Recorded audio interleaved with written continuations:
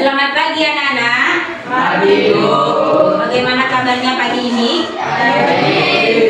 Sudah siap belum mengikuti pelajaran pagi ini? Ya.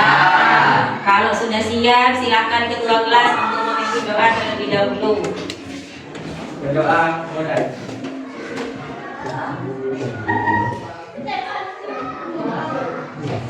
Selesai. Baik, sebelum pelajaran dimulai, di sini guru akan mengabsen terlebih dahulu. Siapa yang tidak masuk pagi ini? Kan, Bu. Kenapa Rifa? Sakit, Bu.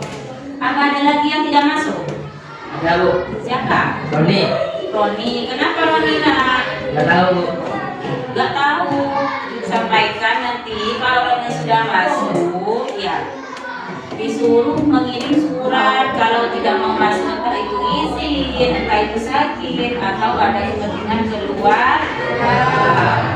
Dan juga yang lainnya seperti itu ya. Kalau tidak masuk harus mengirim surat. Sudah ada lagi anak?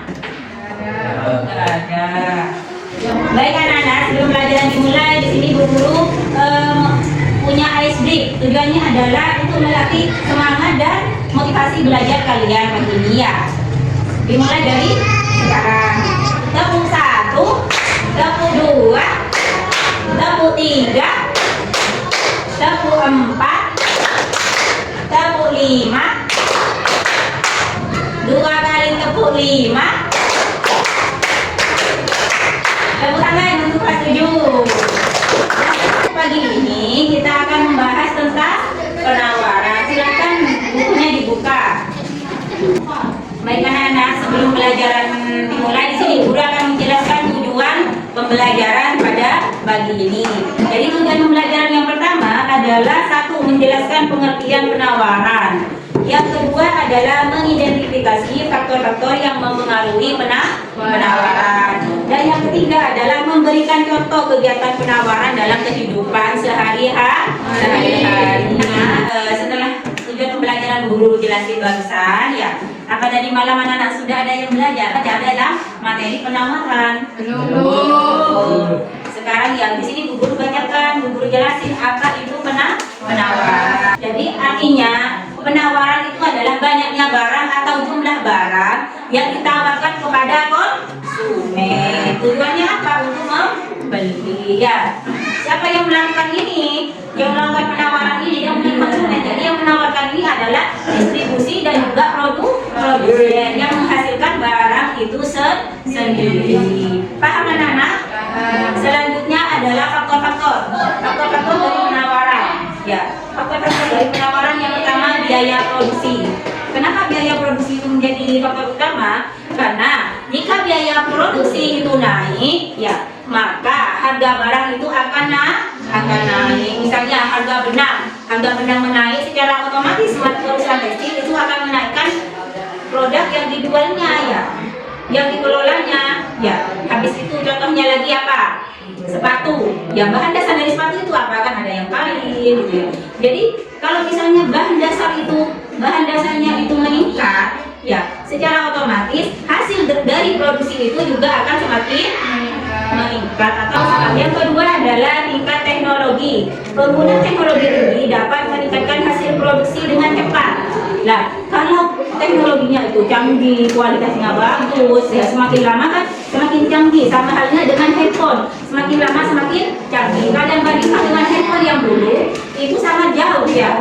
Tipenya yang lawas sama yang baru sangat jauh ya. Kecepatannya, kecanggihannya itu sangat jauh. Sama halnya dengan mesin untuk memproduksi barang. Semakin kualitasnya semakin bagus, maka hasilnya semakin bagus dan juga semakin cepat. Ya, paham anak-anak? Dan yang ketiga adalah harga barang lain.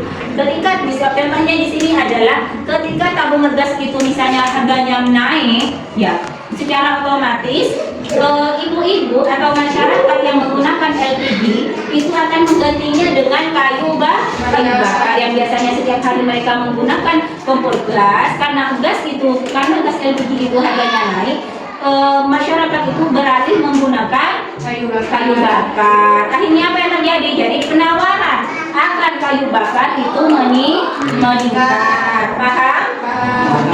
Selanjutnya munculnya produsen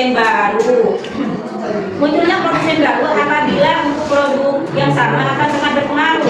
Sudah penawaran misalnya di Raduabung yang memproduksi kerupuk itu hanya Mbak Novi misalnya ya.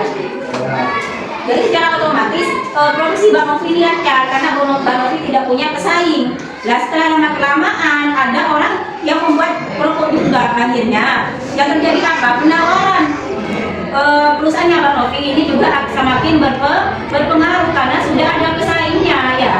Paham nak? Yang namanya munculnya produsen baru. Ya, paham anak-anak? Baik, kalau sudah paham, apa ada yang ditanyakan dari sini? Ada. Baik, kalau tidak ada yang ditanyain, di sini guru memberi kesimpulan. Kesimpulannya, jadi penawaran itu memiliki 6 faktor. Pertama biaya produksi, yang kedua tingkat teknologi, yang ketiga harga barang lain, yang keempat itu munculnya produsen baru, yang kelima pengaruh alam, dan yang keenam prediksi produsen tentang kondisi pada masa mendatang. Jadi kesimpulan untuk pelajaran kali ini itu seperti itu ya. Sudah paham anak-anak? Kalau sudah paham, di sini guru akhiri ya. Semoga pelajaran pagi ini tentang materi penawaran itu menjadi manfaat dan keberkahan untuk kita semua ya. Sekian dari guru.